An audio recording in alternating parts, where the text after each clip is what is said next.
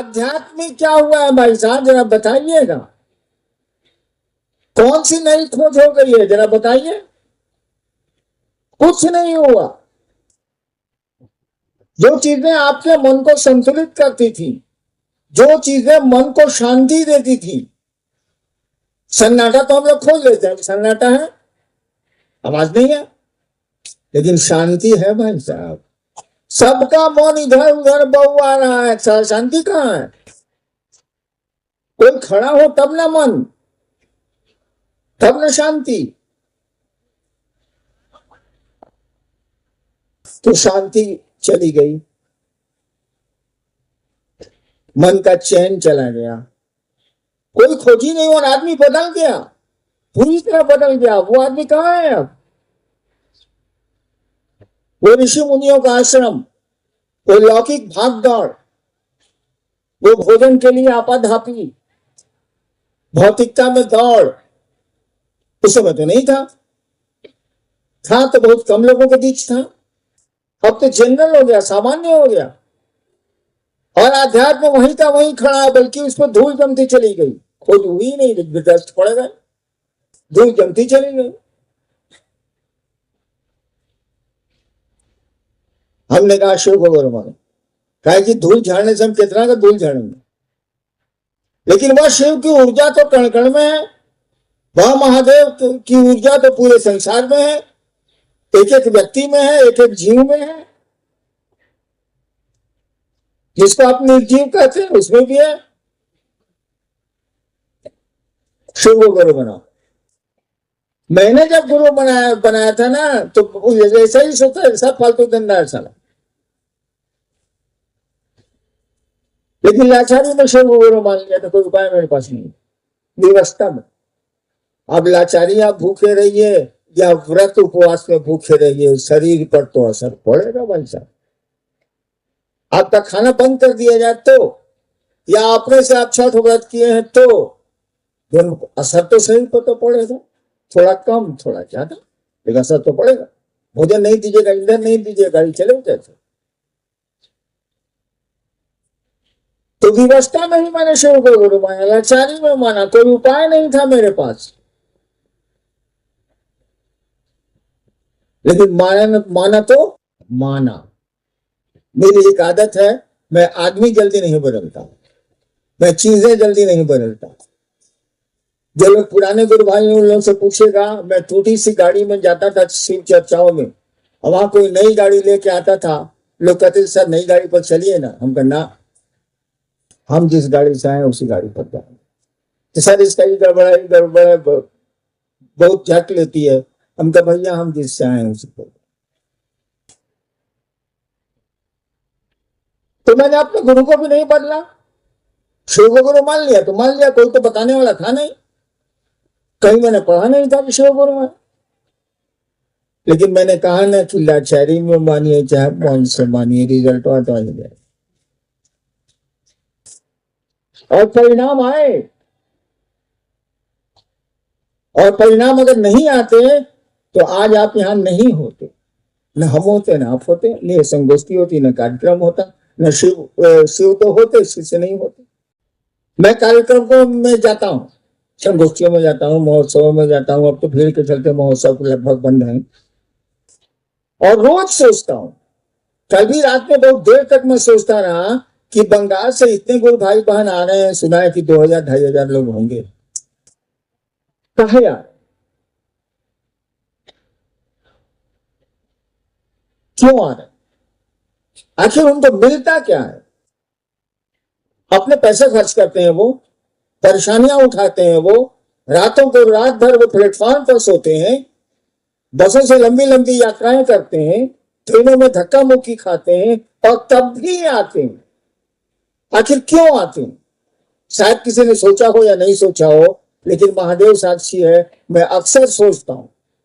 कल भी मैं सोच रहा था, सुबह भी नींद खुली तो यही सोच रहा था, क्यों लोग आते? क्या मिलता है आपको आने से? क्या हासिल होता है आपको आने से? क्या देते हैं यहाँ के लोग आपको? बातें तो बहुत सुंदर, आप भी जानते हैं, हमसे बढ़िया भाषण दे सकते हैं आप, तो फिर क्यों आए आप?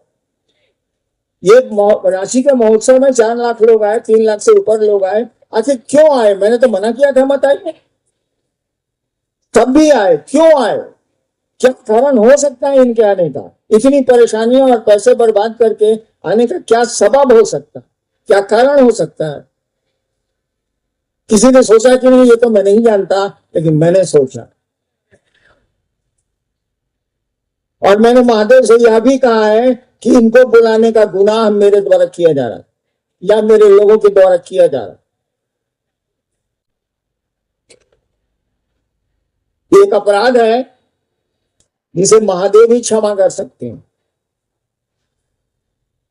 अगर आपको हम आपके काम की चीज दे नहीं पाए तो क्यों बुलाते हैं आपको? क्या भीड़ इकट्ठा करना हमारा आपका उद्देश्य है या दिखलाना हम लोगों का उद्देश्य है कि मेरे साथ इतने लोग हैं? यह शिव से जोड़ना हम लोगों का उद्देश्य है, शिव गुरु से लोगों को जोड़ना हम लोगों का मकसद है। अगर जोड़ नहीं पाते हैं तो ये बंद होनी चाहिए, संगोष्ठियां बंद होने चाहिए, महोत्सव बंद होनी चाहिए बैठकें। अगर आने वाले गुरु भाई बहनों को हम आप महादेव की ओर एक कदम चला नहीं सकते हो, थोड़ा प्रेरित नहीं कर सकते हो, थोड़ी आध्यात्मिक ऊर्जा नहीं दे सकते हो, तो लानत है ऐसे प्रोग्राम पर, ऐसी संगोष्ठियों पर, ऐसे महोत्सवों पर, ऐसी बैठकों पर। रात में मेरी बहुत बड़ी समस्या थी कि क्यों लोग आ रहे, काहे आ रहे? ठीक है, मैंने बुलाया होगा, परेशानी हो रही है, लोगों के पैसे खर्च हो रहे हैं, तब भी लोग आ रहे हैं।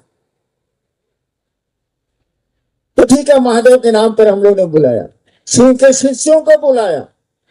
महादेव को छोड़ किसी को अधिकार नहीं है शिव शिष्यों को बुलाने का। तो कुछ महादेव से लेके दीजिएगा ना भाई साहब, क्यों बुलाए हैं आप? क्या जवाब दीजिएगा शिव को? आप पूछेगा ना कि मेरे शिष्यों को बुलाने का तुमको कहां से अधिकार है? हम कई बार कहे हैं कि गुरु और शिष्य के बीच में कोई नहीं होता। आपने सुना होगा, गुरु और शिष्य के बीच में किसी की हिम्मत नहीं आने की। पहले भी सिस्टम था ये भारतवर्ष में प्राचीन काल में कि अगर गुरु चेला ने गलती की है तो सजा की चिट्ठी गुरु के माध्यम से शिष्य को जाएगी, सीधे शिष्य को नहीं जाएगी। भाई मैं एक दिन मजाक कर रहा था कि अरे यमराज की चिट्ठी हम लोगों को कैसे आएगी? पहले महादेव कह जाएगी तब तो वहां से ट्रांसफर होगी, सारा गुरु के तो साइड से चेला को आती है, सारा सीधे कैसे आवे?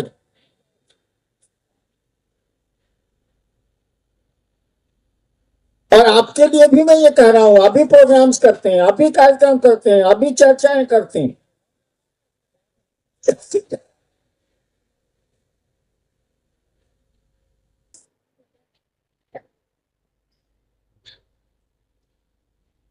शिव का शिष्य बनाने के लिए करिए। अगर शिव के शिष्य थोड़ा बन भी गए हैं लोग तो उनको आगे ले जाने के लिए करिए, पैसे के लिए मत करिए, अपने अपनी प्रतिष्ठा के लिए मत करिए, अपने सम्मान के लिए, अपने दिखावे के लिए मत करिए। महादेव है, उसकी आंखें तुरंत लाल होती हैं। सुना है ना कि महादेव को डर को महादेव से डर लगता है। डर से सभी डरते हैं संसार में, वो देवता हो जो हो, कोई अंतर नहीं आता। डर से सभी डरते हैं, लेकिन डर को किससे डर लगता है? मात्र शिव ही है जिससे डर को डर लगता है। भयानाम भयम, भय को भी तुमसे भय लगता है।